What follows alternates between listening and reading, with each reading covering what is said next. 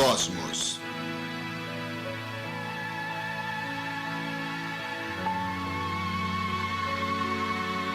De Carl Sagan.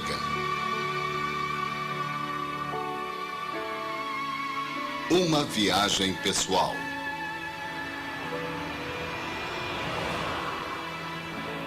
Distribuição Sinapse.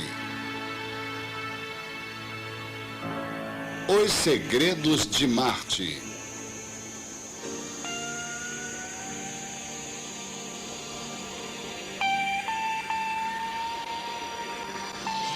Marcianos. Por que tantas especulações e fantasias sobre marcianos e não sobre saturnianos, digamos, ou plutonianos? Porque Marte aparenta ser, à primeira vista, muito parecido com a Terra. É o planeta mais próximo cuja superfície podemos ver. Há calotas de gelo polares, nuvens brancas errantes, violentas tempestades de poeira, padrões que mudam sazonalmente e até um dia de 24 horas. É tentador pensar nele como um mundo habitado.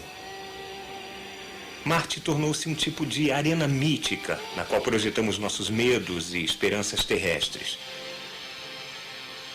Os mitos mais atormentadores sobre Marte provaram-se errados. Então, alguns foram para o extremo oposto e concluíram que o planeta é de pouco interesse.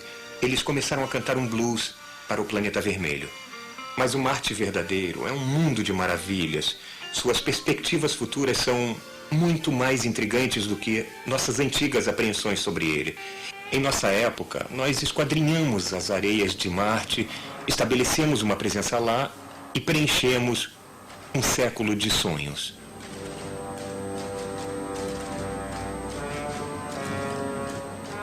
O sonho mais surpreendente sobre Marte foi o de H.G. Wells, que em 1897 escreveu A Guerra dos Mundos. Ninguém iria acreditar, nos últimos dias do século XIX, que este mundo estava sendo observado intensamente e bem de perto por inteligências maiores do que a do homem e ainda mais mortais do que a sua.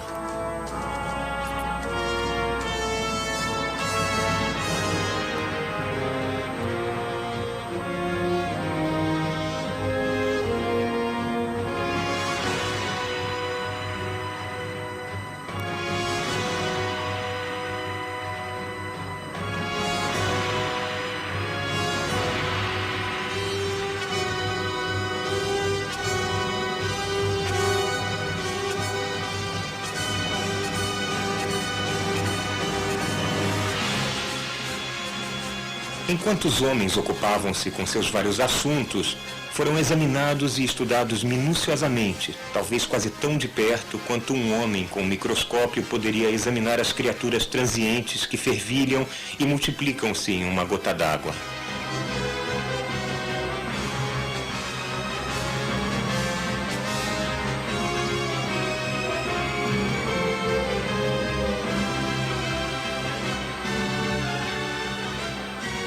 Com infinita complacência, os homens iam de um lado para o outro deste globo, cuidando de seus pequenos assuntos, serenos em suas convicções de seu império sobre a matéria.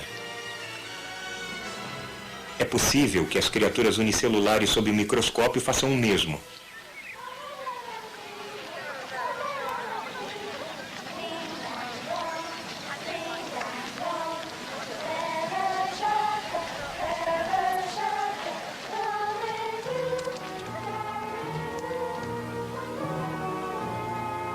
Ninguém pensou nos mundos antigos do espaço como fontes de perigo humano, e nem para rejeitar a ideia da vida neles como impossível ou improvável.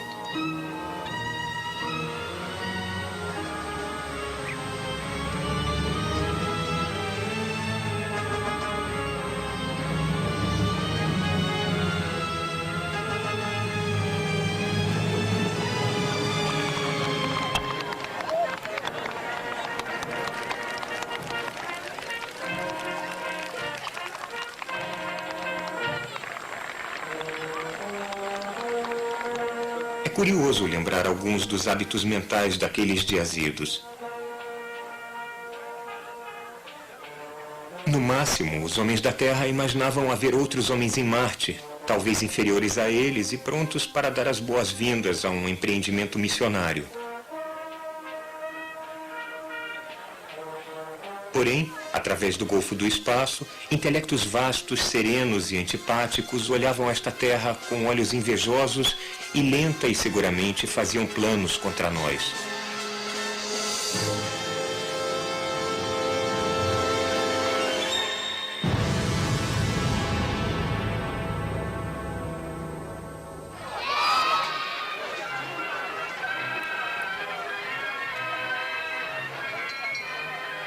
O romance de Wells capturou a imaginação popular da era vitoriana.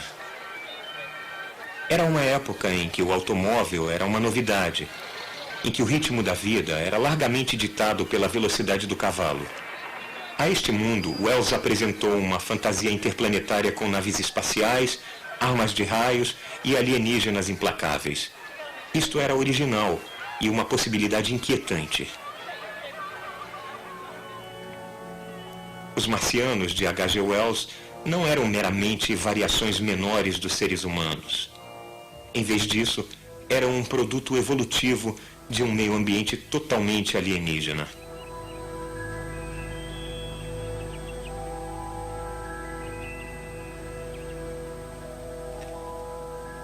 Quarenta anos depois, esta fantasia ainda era capaz de assustar milhões nos Estados Unidos agitados pela guerra, quando foi dramatizada no rádio pelo jovem Orson Welles.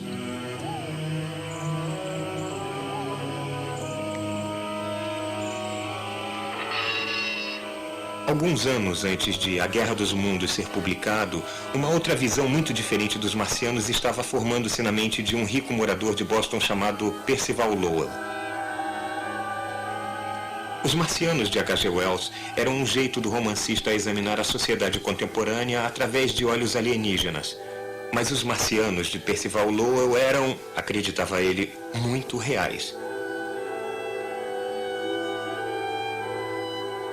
Foi aqui que as alegações mais elaboradas de apoio à vida em Marte foram desenvolvidas. Lowell dedicou-se de modo amador à astronomia quando jovem. Ele saiu de Harvard, teve uma nomeação diplomática semi-oficial para a Coreia e, fora isso, se engajou nas ocupações usuais da riqueza em sua época. Mas seu eterno amor era o planeta Marte. Lowell ficou eletrizado pelo anúncio em 1877 por um astrônomo italiano, Giovanni Schiaparelli, de canali em Marte. Schiaparelli tinha reportado durante uma passagem de Marte próxima à Terra uma intrincada rede de linhas retas simples e duplas cruzando as áreas brilhantes de Marte. Bom, canali em italiano quer dizer regos ou sulcos, mas foi prontamente traduzido como canais, uma palavra que compreensivelmente tem uma certa implicação de projeto inteligente. Uma Marte-mania varreu a Europa e a América e Percival Lowell viu-se preso a ela. Em 1892, com problemas de visão, Schiaparelli anunciou que estava desistindo de observar Marte. Lowell resolveu continuar o trabalho.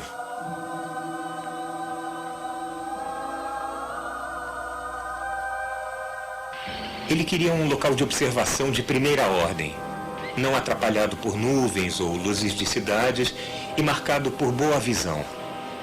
Visão é o jargão dos astrônomos para uma atmosfera estável, através da qual o tremeluzir de uma imagem no telescópio é minimizada.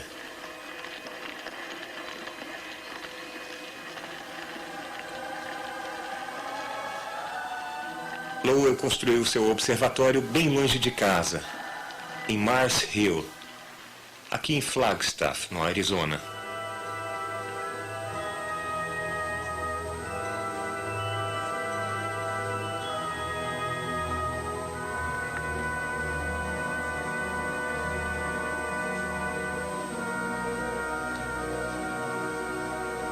Lowell desenhou os aspectos da superfície de Marte e, particularmente, os canais que o impressionavam tanto. Bom, observações desse tipo não são fáceis. Você fica longas horas no telescópio, no frio do início da manhã. Na maior parte do tempo, a visão é de má qualidade. Quando a visão é ruim, a imagem de Marte borra e distorce. E você tem que ignorar o que observou. Mas, ocasionalmente, a imagem firma e os aspectos do planeta brilham maravilhosamente para você. Você deve, então, lembrar do que viu e passar com precisão para o papel. Você tem que deixar os preconceitos de lado e, com a mente aberta, anotar as maravilhas que Marte guarda para nós. Este é o caderno de anotações de Percival Lowell. Aqui está o que ele pensou ter visto. Áreas brilhantes e sombrias, um sinal de calota polar e canais. Muitos e muitos canais.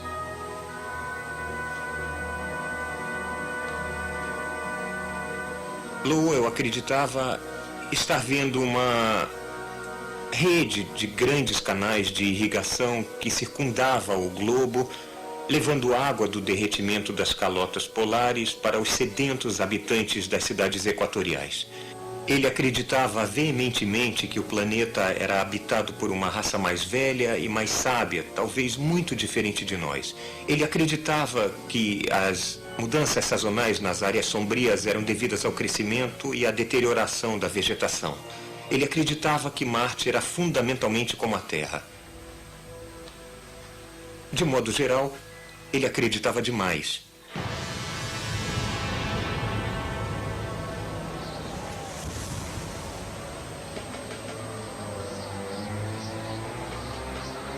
Os marcianos de Lowell eram uma raça moribunda. Suas outrora grandes cidades tinham ficado em ruínas. Lowell acreditava que o clima marciano estava mudando, que a preciosa água estava escorrendo para o espaço, que o planeta estava virando um mundo deserto. Os canais, pensou ele, eram uma última medida desesperada, um esforço heróico de engenharia para conservar a água que escasseava. Mas a tecnologia marciana, embora bem mais avançada do que a nossa, era inadequada para deter uma catástrofe planetária.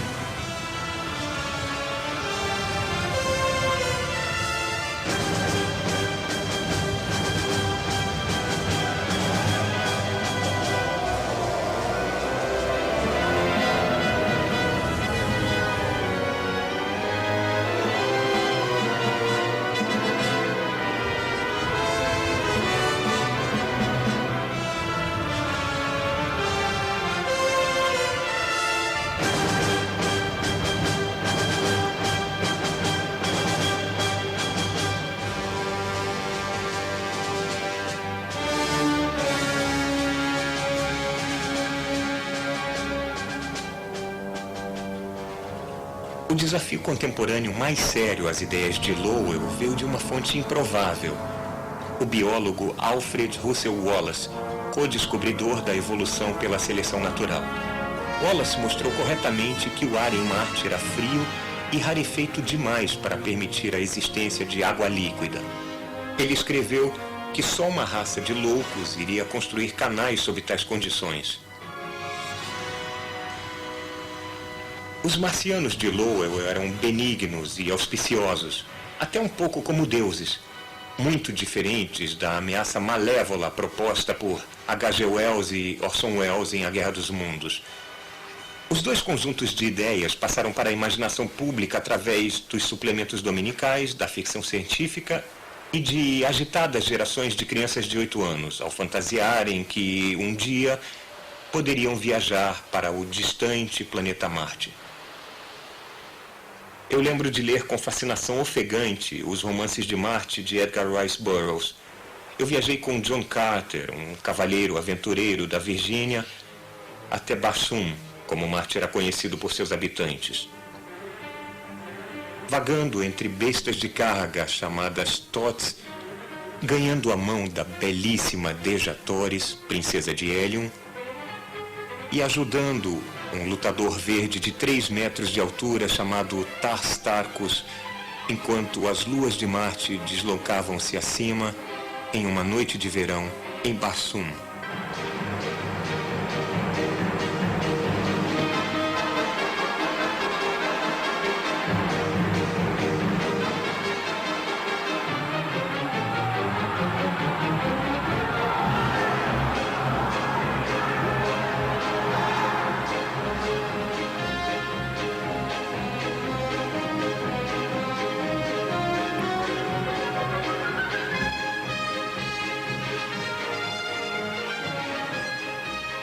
Isso fez gerações de crianças de 8 anos, eu entre elas, a considerar a exploração dos planetas como uma possibilidade real, imaginando se nós mesmos um dia poderíamos viajar ao misterioso e distante planeta Marte.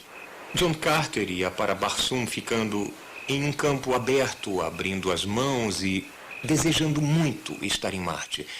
Eu lembro de passar horas da minha infância ao anoitecer, com os braços resolutamente estendidos em um campo aberto, implorando ao que eu acreditava ser Marte para ser transportado para lá.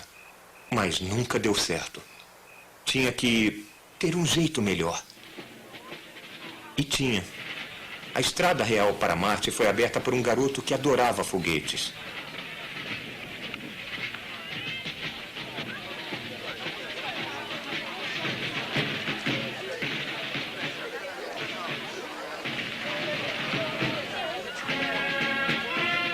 As comemorações de 4 de julho na Nova Inglaterra são iguais hoje ao que eram nos anos 1890.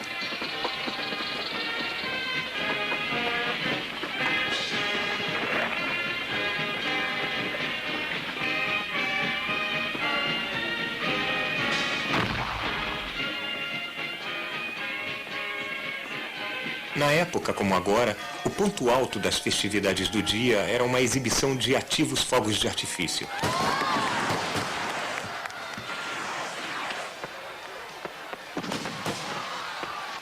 Essa era a parte de que Robert Goddard mais gostava. Na época, aos 16 anos, estava lançando seus próprios foguetes.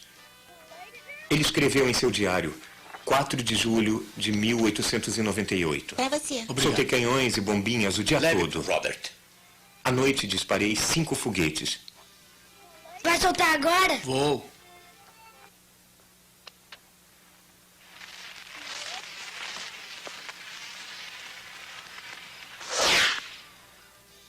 Uau!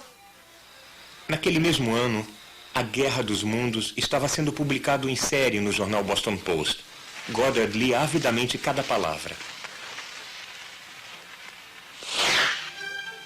Os jornais de Boston também estavam publicando conjecturas intrigantes de um professor Lowell, a cujas aulas Goddard compareceria mais tarde.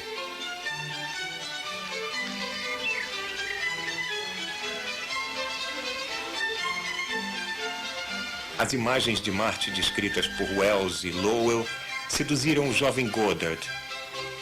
E aos 17 anos, em 19 de outubro de 1899, elas cristalizaram-se em uma visão decisiva que deu direção e propósito à sua vida.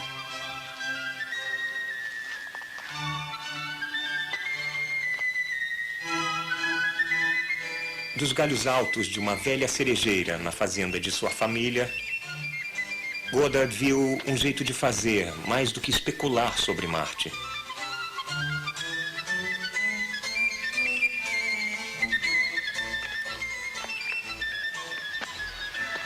Antes que alguém tivesse voado em um avião ou escutado um rádio, Goddard resolveu inventar uma máquina que viajaria até o planeta Marte.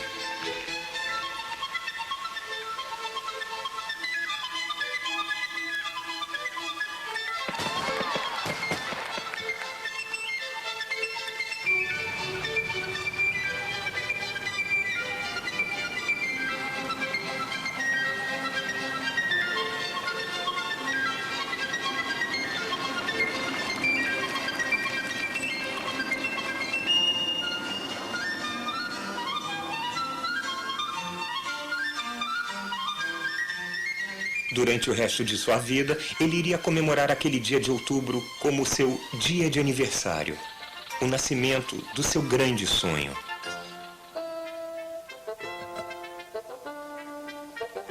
Por volta de 1920, após anos de estudos de física e engenharia, ele estava fazendo experiências com foguetes de combustível líquido.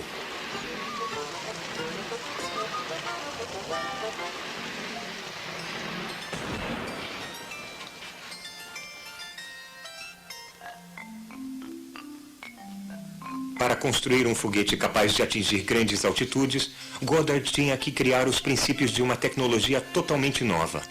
Ele inventou os componentes básicos que propelem, estabilizam e guiam o foguete moderno.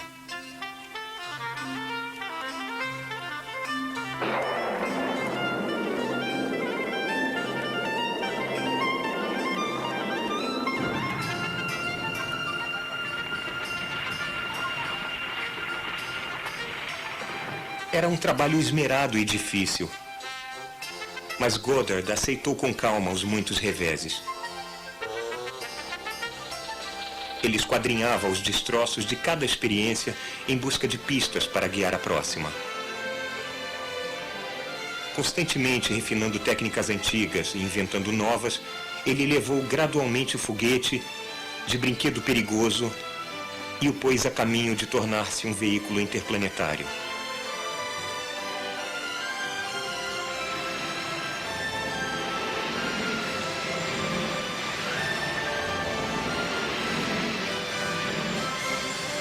Goddard morreu em 1945, antes que qualquer foguete tivesse deixado o planeta Terra. Embora Marte tenha sido sempre seu objetivo, Goddard sabia que tal meta seria ridicularizada. Em público, ele advogava o objetivo bem mais modesto de voar até a Lua.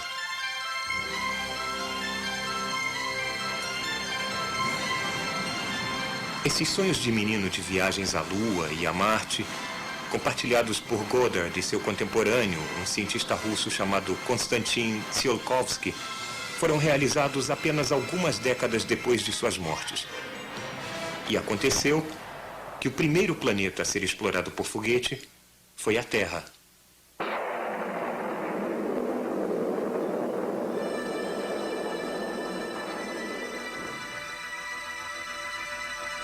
Agora, se imagine como um visitante de um outro planeta, bem alienígena.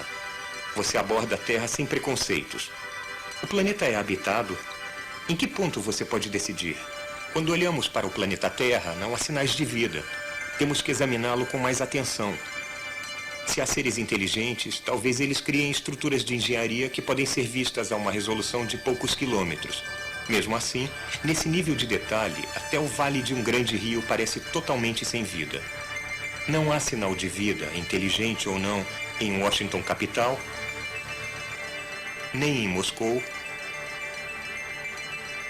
nem em Tóquio ou em Pequim. Se há seres inteligentes na Terra, eles não modificaram muito a paisagem em padrões geométricos regulares a uma resolução de 1 quilômetro. Mas quando aumentamos 10 vezes a resolução, quando começamos a ver detalhes tão pequenos quanto 100 metros de ponta a ponta, o tamanho de um campo de futebol, a situação muda. Muitos lugares da Terra parecem cristalizar-se, revelando um padrão intrincado de linhas retas, quadrados, retângulos e círculos.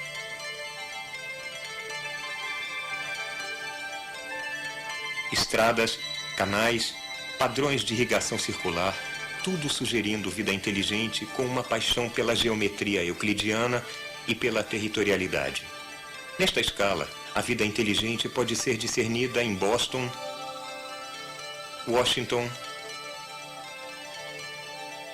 e Nova York. À resolução de 10 metros, também descobrimos que os terrestres gostam de construir para cima. Ao crepúsculo ou à noite, outras coisas são visíveis. Fogos de poços de petróleo no Golfo Pérsico ou as luzes brilhantes de grandes cidades. À resolução de 1 metro, nós divisamos organismos individuais, focas em banquisas de gelo ou pessoas em esquis. A vida inteligente na Terra revela-se primeiro pela regularidade geométrica de suas construções. Se a rede de canais de Lowell realmente existisse, a conclusão de que seres inteligentes habitavam aquele planeta também poderia ser forçosa. Mas não há rede de canais.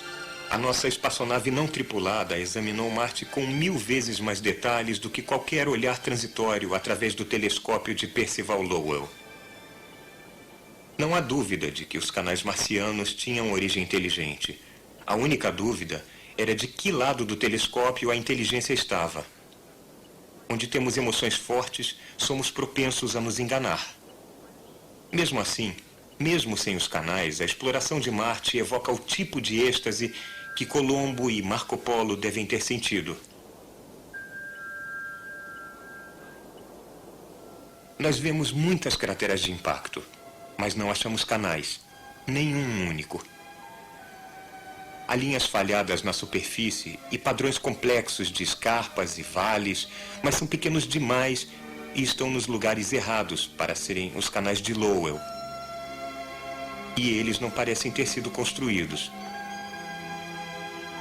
Há muitos sinais de água. Vales de rios antigos serpenteiam entre as crateras. O Vale Nergal, que recebeu o nome do deus da guerra babilônio, tem 1000 quilômetros de comprimento e 1 bilhão de anos.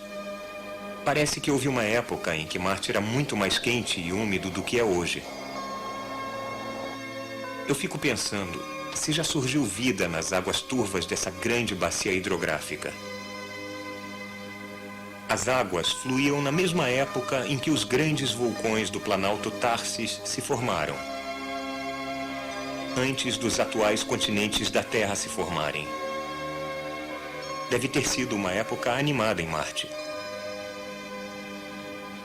Igualmente antigo é o Vale Mariner, um abismo estranho, vasto e enevoado. Se estivesse na Terra, ele se estenderia de Nova York até Los Angeles. Deslizamentos de terra e avalanches erodem lentamente suas paredes que caem no chão do vale.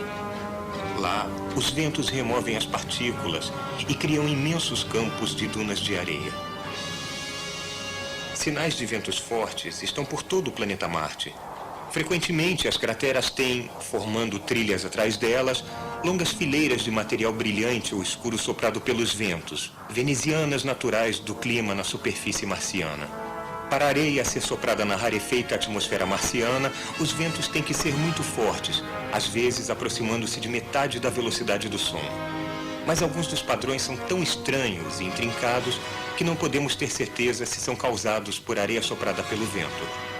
Há outras marcas estranhas.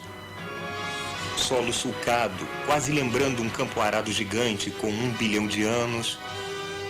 E um dos aspectos mais estranhos de Marte, as pirâmides de Elysium, 10 vezes mais altas do que as pirâmides do Egito.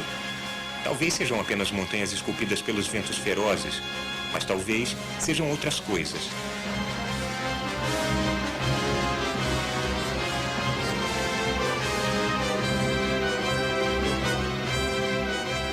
Maravilha seria planar sobre a superfície de Marte, sobrevoar o Olympus Mons, o maior vulcão conhecido do Sistema Solar. A área de superfície de Marte é exatamente tão grande quanto a área terrestre do nosso planeta. Vai levar um bom tempo até este planeta ser totalmente explorado. O único canal de Percival Lowell que corresponde a alguma coisa real é o Vale Mariner. Com 5.000 quilômetros de comprimento, é um pouco difícil não vê-lo, mesmo da Terra. O Grand Canyon do Arizona caberia em um de seus menores afluentes. Um dia, nós vamos adernar pelos corredores do Vale dos Mariners.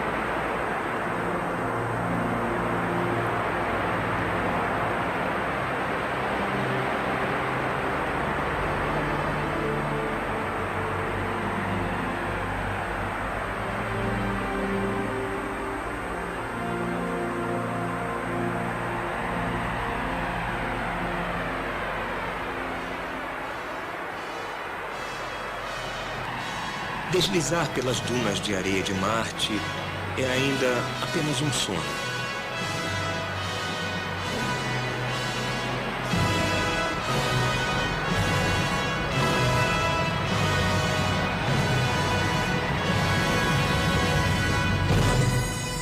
Mas nós temos, na verdade, enviado emissários robôs a Marte. Seus nomes são Viking 1 e Viking 2. O problema era onde pousá-los. Nós sabemos que os vulcões de Tharsis eram altos demais. A rarefeita atmosfera marciana poderia não suportar a descida do nosso paraquedas. O grande Vale Mariner também era áspero e imprevisível. As calotas polares eram frias demais para a usina nuclear do módulo de pouso mantê-lo aquecido. Havia lugares fascinantes que eram altos demais, ou com ventos demais, ou duros demais, ou macios demais, ou ásperos demais, ou frios demais. Nós nos preocupamos com a segurança de cada local de pouso. Talvez tenhamos sido cautelosos demais. Finalmente selecionamos 2 lugares. Um, otimistamente chamado Utopia, para a Viking 2. E outro, distante 8.000 quilômetros, não longe da confluência de 4 grandes canais, um local de pouso para a Viking 1, chamado Crise, palavra grega que quer dizer terra do ouro.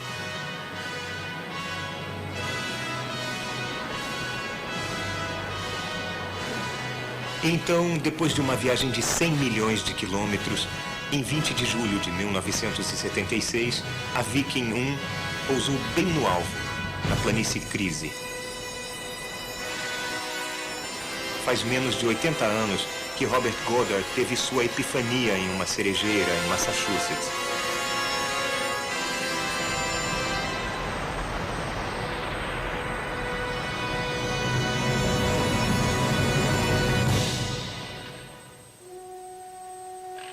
Após hibernar por um ano durante sua passagem interplanetária, a Viking acordou em um outro mundo.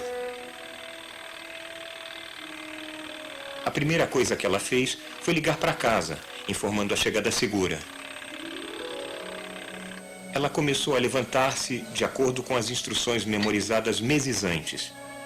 Primeiro, esticou um dedo para testar os ventos marcianos. Depois, flexionando o braço, lançou uma luva protetora. A seguir, a Viking preparou-se para farejar o ar e testar o solo. Finalmente, abriu os olhos para ver seu novo meio ambiente.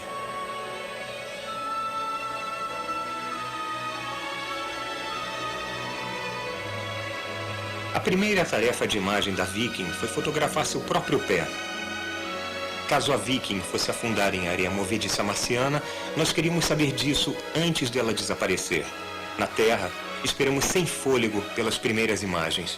A Viking pintou a sua foto em pinceladas verticais, linha a linha, até que com enorme alívio, nós vimos a sapata assentada com segurança no solo marciano. Esta foi a primeira imagem recebida da superfície de Marte.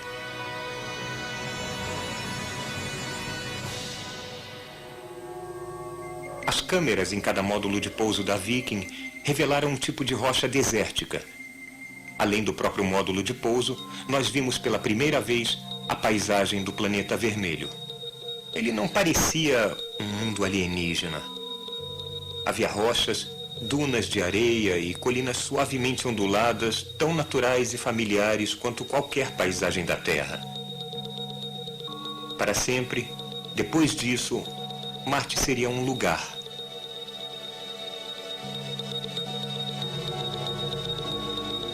Nós descobrimos que o ar marciano era menos de 1% denso do que o nosso, e feito em sua maior parte de dióxido de carbono. Havia quantidades menores de nitrogênio, argônio, vapor d'água e oxigênio. E quase não havia ozônio, então a superfície não era protegida da luz ultravioleta do Sol, como é na Terra. Nos dias mais quentes, ela era distintamente fria e toda noite as temperaturas despencavam para 100 graus abaixo de zero. No inverno, a superfície era polvilhada com uma fina camada de geada. Os locais de pouso foram escolhidos porque eram seguros e planos. Mesmo assim, a Viking revolucionou nosso conhecimento deste mundo cor de ferrugem. Eu, é claro, ficaria surpreso por ver um garimpeiro grisalho surgir de trás de uma duna conduzindo sua mula, mas essa ideia pareceu estranhamente apropriada. Mas pelo menos, enquanto estávamos olhando, não passou garimpeiro algum.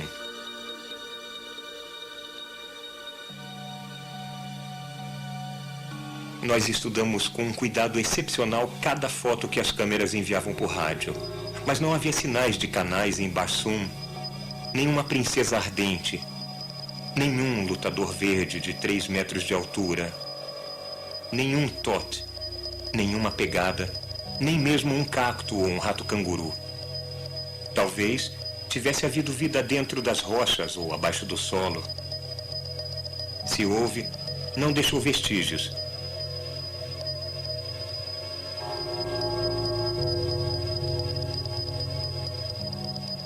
Na maior parte de sua história, a Terra teve micróbios, mas nenhum ser vivo grande o bastante para ser visto.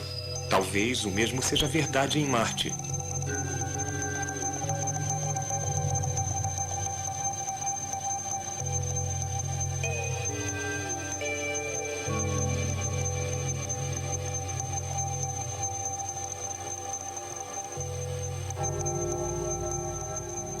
O módulo de pouso Viking é uma máquina soberbamente aparelhada e projetada. Ela estende as capacidades humanas para paisagens diferentes e alienígenas. Por alguns padrões, ela é astuta como um gafanhoto. Por outros, inteligente apenas como uma bactéria.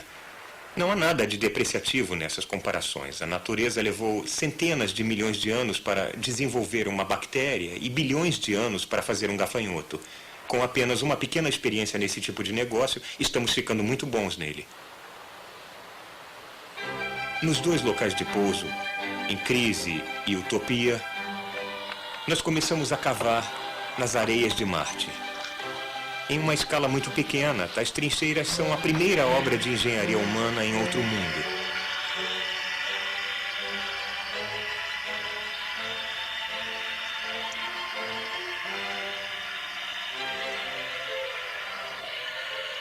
O braço robô retira amostras do solo e as deposita em várias peneiras. Então, o solo é levado para 5 experiências, 2 com a química do solo e 3 para procurar vida microbiana. As experiências biológicas da Viking representam um esforço pioneiro na busca por vida em outro mundo. Os resultados são atormentadores, irritantes, provocativos e estimulantes e profundamente ambíguos. Por critérios estabelecidos antes do lançamento, 2 das 3 experiências microbiológicas da Viking parecem ter dado resultados positivos. Primeiro, quando as amostras do solo marciano foram misturadas a uma sopa orgânica da Terra, alguma coisa no solo parece ter decomposto a comida, quase como se houvesse pequenos micróbios marcianos que metabolizaram e adoraram a sopa da Terra. Segundo, quando os gases da Terra foram misturados com solo marciano, alguma coisa parece ter combinado quimicamente os gases com o solo, quase como se houvesse pequenos micróbios marcianos capazes de sintetizar matéria orgânica de gases atmosféricos. Mas a situação é complexa. Marte não é a Terra. Como o legado de Percival Lowell nos lembra, somos propensos a nos enganar. Talvez a luz ultravioleta do Sol atinja a superfície marciana e produza substâncias químicas que podem oxidar comidas. Talvez haja algum catalisador no solo marciano que consiga combinar gases atmosféricos com o solo e fazer moléculas orgânicas. As areias vermelhas de Marte foram escavadas 7 vezes nos 2 locais de pouso diferentes, tão distantes um do outro quanto Boston de Bagdá. Seja lá o que estivesse produzindo esses resultados, provavelmente estava em Marte todo, mas era vida ou apenas a química do solo? Estudos recentes sugerem que um tipo de argila que sabe se existir em Marte pode servir como catalisadora para acelerar, na ausência de vida, reações químicas que lembram as suas atividades. Pode ser que no início da história da Terra, antes da vida, houvesse pequenos ciclos químicos, fazendo no solo algo como fotossíntese e respiração, que iriam então ser incorporadas pela biologia quando surgiu a vida. Pode haver vida em um outro lugar que não os 2 pequenos locais que examinamos, ou talvez haja vida de um outro tipo em Marte todo. A vida é só um tipo de química de complexidade suficiente para permitir a reprodução e a evolução. Será que um dia iremos achar um espécime de vida baseado não em moléculas orgânicas, mas em uma outra coisa, uma coisa mais exótica? As experiências microbiológicas da Viking descobriram que o solo marciano não é cheio de restos orgânicos de criaturas outrora vivas. Talvez a química reagente da superfície tenha destruído moléculas orgânicas, moléculas baseadas em carbono. Ou talvez não haja vida em Marte e a Viking tenha apenas descoberto um estranho solo químico. Ou talvez haja vida sim, mas ela não é baseada na química orgânica como é a vida na Terra. Pessoalmente, eu acho que não é uma possibilidade muito provável. Eu sou um defensor ferrenho do carbono e admito isso livremente. O carbono é tremendamente abundante no cosmos, visto que faz moléculas orgânicas maravilhosamente complexas que são incrivelmente boas para a vida. Eu também sou um defensor ferrenho da água. Ela é um solvente ideal para as moléculas orgânicas e permanece líquida em uma extensão muito grande de temperaturas. Mas, às vezes, eu penso, a minha afeição por estes materiais tem algo a ver com o fato de eu ser feito principalmente deles. Nós somos baseados em carbono e água porque estes materiais eram abundantes na Terra na época da origem da vida? Pode a vida em outro lugar ser baseada em materiais diferentes? Eu sou uma coleção de moléculas orgânicas chamadas Carl Sagan. Você é uma coleção de moléculas quase idênticas com uma etiqueta coletiva diferente. Mas isso é tudo? Não há nada aqui dentro, além de moléculas? Tem gente que acha essa ideia um tanto humilhante para a dignidade humana. Mas eu acho enobrecedor e divertido descobrir que vivemos em um universo que permite a evolução de máquinas moleculares tão intrincadas e sutis como nós. A essência da vida não são apenas os átomos e pequenas moléculas que há em nós. Também são o modo, o ordenamento, o jeito como essas moléculas são reunidas. Às vezes, nós lemos que os produtos químicos que formam um corpo humano valem no mercado aberto apenas 97 centavos ou $10 ou algo assim. E é muito deprimente saber que nossos corpos são avaliados por tão pouco. Mas essas estimativas são, para os humanos, reduzidas aos nossos componentes mais simples possíveis. Que coisa toda é esta à minha frente? São exatamente os átomos que formam os corpos humanos e também nas proporções certas. Nós somos feitos na maior parte de água, e isso não custa quase nada. O carbono é contado como carvão. O cálcio de nossos ossos é giz. O nitrogênio em nossas proteínas é ar líquido. O ferro em nosso sangue são pregos enferrujados, um pouco de fósforo e alguns traços de elementos. Se não soubéssemos mais coisas, poderíamos ficar tentados a pegar todos esses átomos e misturá-los em um recipiente assim.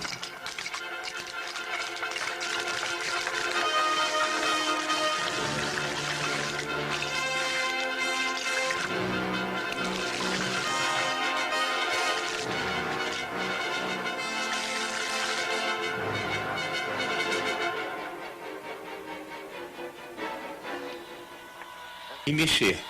Poderíamos mexer o quanto quiséssemos e, no fim de tudo, teríamos uma enfadonha mistura de átomos. Como poderíamos esperar outra coisa?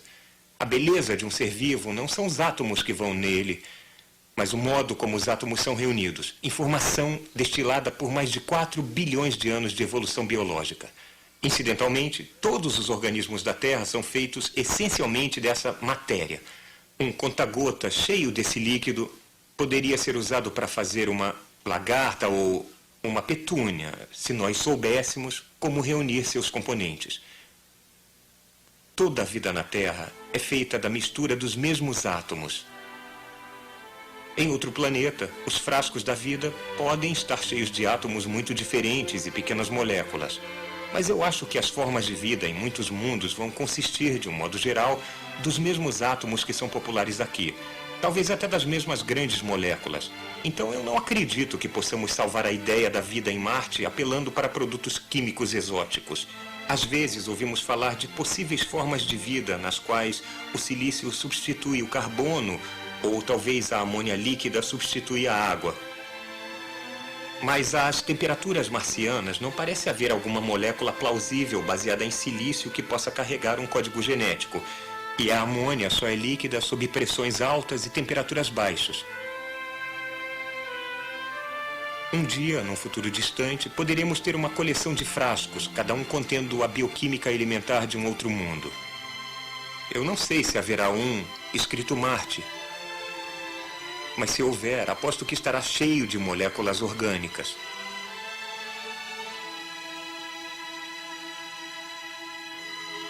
Mas há outro meio de buscar vida em Marte, de procurar as descobertas e as delícias que um meio ambiente heterogêneo nos promete. Uma das coisas que um gafanhoto pode fazer, mas a Viking não pode, é se deslocar.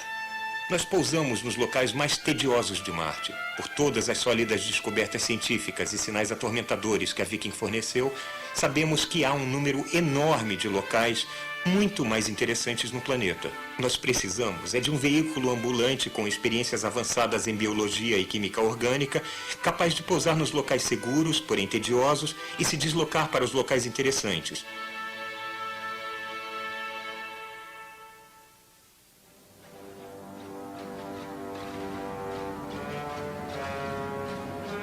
Este veículo ambulante foi desenvolvido pelo Instituto Politécnico Rensselaer. Há uma longa lista de coisas bobas que ele não sabe fazer. Um ambulante de Marte não tem tempo para perguntar se eu devo tentar um declive íngreme. Ondas de rádio viajando à velocidade da luz levam cerca de 20 minutos para ir e voltar à Terra. Quando receber a resposta, ele pode ter virado uma pilha de sucata ou metal retorcido no fundo de um cânion. Um ambulante tem que pensar sozinho.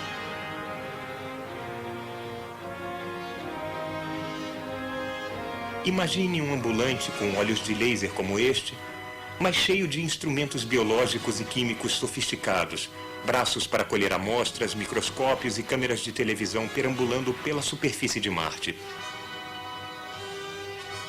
Ele poderia seguir todo dia para o seu próprio horizonte. Um aspecto distante que ele mal resolveria ao nascer do sol pode estar sendo farejado e provado ao cair da noite.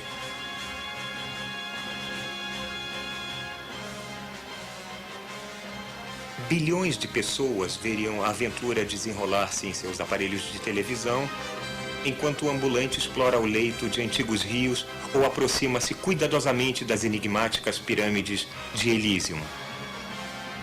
Uma nova era de descobertas iniciar-se-ia. A maior parte da espécie humana testemunharia a exploração de um outro mundo.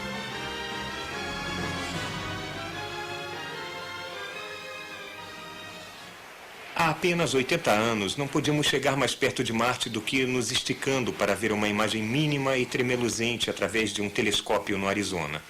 Agora, os nossos instrumentos realmente tocaram o planeta. A Viking é um legado de H.G. Wells, Percival Lowell, Robert Goddard. A ciência é um empreendimento participativo que abrange gerações. Quando ela nos permite ver o lado mais distante de um horizonte novo, nós lembramos daqueles que prepararam o caminho, vendo por eles também. Em cada módulo de pouso há um microponto no qual estão escritos os nomes dos 10.000 homens e mulheres responsáveis pela excelente conquista da Viking. Um dos nomes nesse microponto é o de um amigo meu, um notável microbiologista chamado Wolf Wishniak. Ele foi a primeira pessoa a construir uma máquina para procurar micróbios em outro mundo.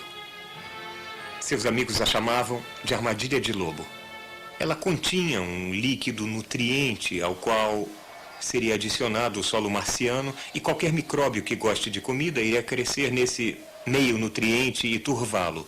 A armadilha de lobo foi selecionada para ir com a Viking para Marte, mas a NASA é especialmente vulnerável a cortes de orçamento e a armadilha de lobo foi retirada como medida de economia.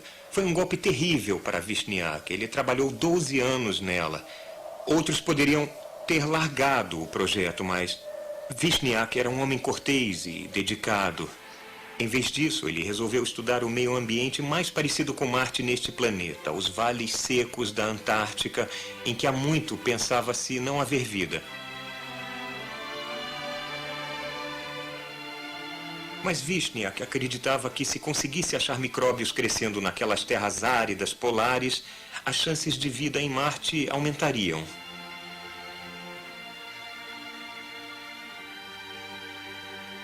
Então, em novembro de 1973, Vishniac foi deixado em um vale remoto nas montanhas Asgard, na Antártica. Ele montou centenas de pequenos coletores de amostras, versões em miniatura das experiências microbiológicas da Viking. Em 10 de dezembro, ele deixou o acampamento para pegar algumas amostras e jamais voltou. Ele tinha ido para uma área inexplorada. Parece ter escorregado no gelo e caiu de mais de 100 metros. Talvez algo tenha chamado sua atenção. Um provável habitat de micróbios ou um pedaço de verde onde não deveria haver. A última anotação em seu caderno foi Estação 202 recuperada, 22 horas e 30. Temperatura do solo, menos 10 graus. Temperatura do ar, menos 16 graus. Seria uma temperatura típica de verão em Marte. Algumas de suas amostras do solo foram mais tarde recuperadas e os colegas de Vishniac descobriram que realmente há vida nos vales secos da Antártica, que a vida é ainda mais tenaz do que imaginávamos. Esse fato pode vir a ser muito importante para a futura história de Marte.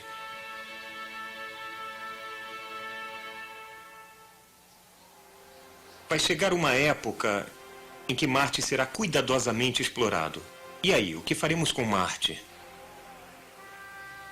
Se houver vida em Marte, aí acredito que não devemos fazer nada para perturbar essa vida.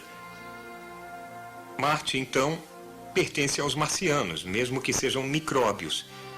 Mas suponha que Marte seja de fato sem vida. Seremos nós, em certo sentido, capazes de viver lá, de tornar Marte habitável como a Terra? Poderíamos fazer um outro mundo ficar como a Terra? Por mais lindo que Marte seja, isso com certeza traz problemas para nós. Há muito pouco oxigênio, não há água líquida e há luz ultravioleta demais. Tudo isso poderia ser resolvido se pudéssemos fazer mais ar. Com pressões atmosféricas maiores, a água líquida tornar-se-ia possível. Com mais oxigênio, seríamos capazes de respirar a atmosfera e o ozônio se formaria para proteger a superfície da luz solar ultravioleta. A evidência de água líquida no passado sugere que Marte já teve uma atmosfera densa, que não pode ter escapado toda para o espaço. Ela tem que estar em algum lugar do planeta. No subsolo de gelo, com certeza, porém mais acessível nas atuais calotas polares. Para vaporizar as calotas de gelo, temos que aquecê-las, de preferência cobrindo-as com alguma coisa escura para absorver mais luz do sol. Essa coisa teria que ser barata e capaz de fazer cópias de si mesma. Bom, essas coisas existem. Nós as chamamos de plantas. Nós iríamos precisar desenvolver, por seleção artificial, plantas escuras que poderiam sobreviver no severo meio ambiente de Marte.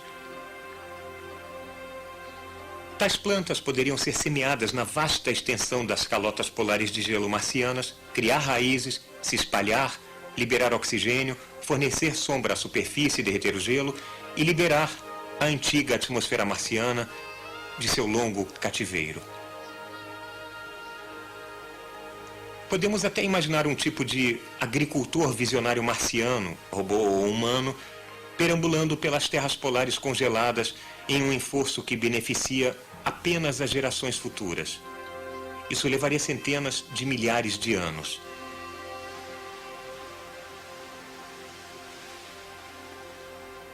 Podemos então querer levar a água liberada do degelo das calotas polares para as regiões equatoriais mais quentes.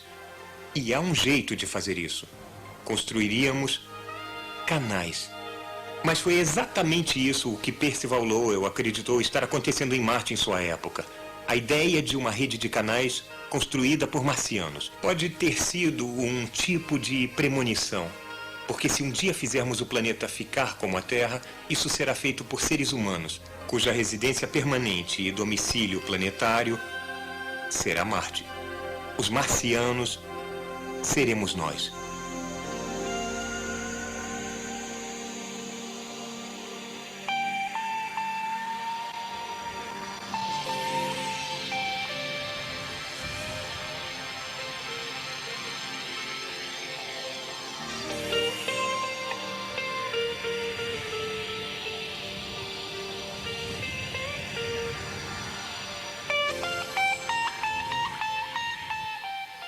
Cosmos Atualização. Marte hoje é totalmente irrelevante para o meio ambiente global da Terra. Sua superfície antisséptica é um alerta do que acontece quando não há uma camada de ozônio. Suas grandes tempestades de areia e o resultante resfriamento de sua superfície desempenharam um papel na descoberta do inverno nuclear, a mudança catastrófica no clima da Terra predita para seguir-se a guerra nuclear. Então, se você não tem um pingo de espírito aventureiro, ainda assim faria sentido apoiar a exploração de Marte. Nos anos recentes, tem havido um maremoto de interesse em organizar a primeira expedição de seres humanos para ir ao planeta Marte. Primeiro, precisamos de mais missões robóticas, incluindo ambulantes, balões e missões que voltem com amostras. E de mais experiência em voos espaciais de longa duração. Mas, finalmente, se tudo der certo, a nave interplanetária ou naves seriam construídas na órbita da Terra e lançadas para a longa viagem até Marte. Então, um módulo de pouso desceria na superfície. A tripulação surgiria deixando os primeiros passos humanos em outro planeta. Isso seria muito caro, é claro, a não ser que outras nações dividissem o custo. O item-chave em minha mente é se as necessidades inadequadas aqui na Terra devem ter prioridade. Mas essa é uma questão mais apropriadamente dirigida aos orçamentos militares. Agora, $1 trilhão por ano no mundo todo.